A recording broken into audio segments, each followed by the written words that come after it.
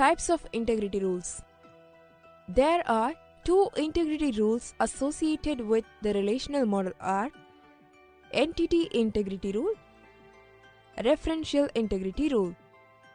These two rules are general rules that the user can apply to any database. It uses primary key and foreign key to maintain a relationship between tables. The referential integrity rule states that if base relation R2, that is child table, includes a foreign key Fk matching the primary key Pk of some base relation R1, that is parent table, then every value of Fk in R2 must be equal to the value of Pk in some rows of R1. Be only null, that is each column in that Fk must be null.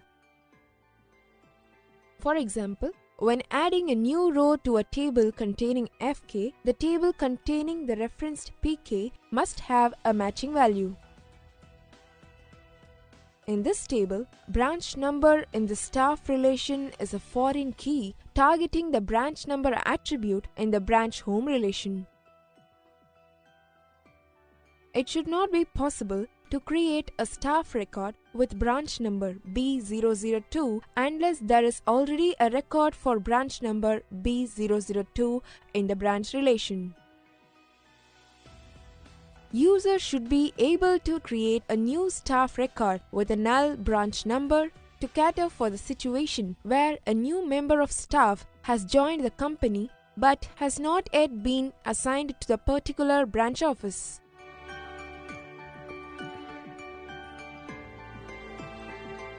The entity integrity rule states that in a base relation, primary key column values cannot be null. That is, null values are defined as empty or containing no values.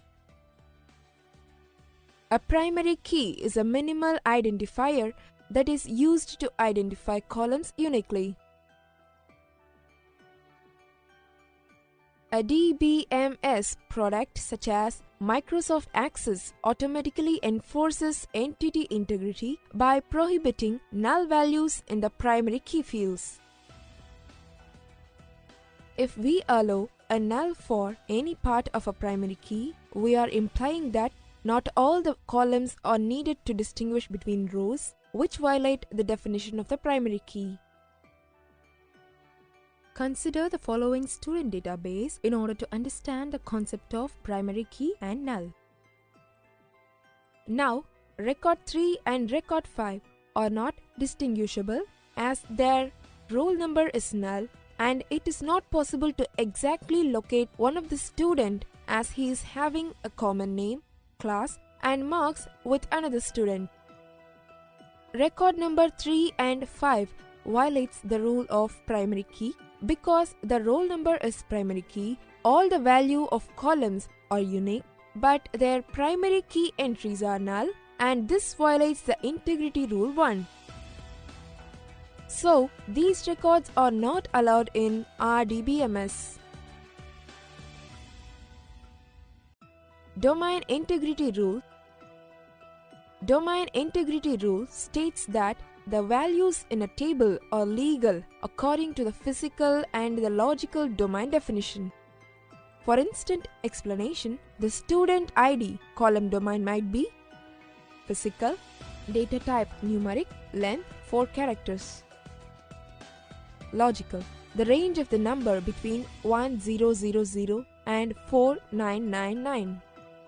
Therefore, the field would only accept input of 4-digit number between 1000 and 4999. User-defined integrity rule. User-defined integrity rule states that users define specific business rules that do not follow other integrity rules. Business rules demands that when a specific action occurs, further actions should be triggered. For example, deletion of a record automatically writes that record to an audit table. User can define integrity rule according to business policies. All other integrity rules categories support user-defined integrity rules.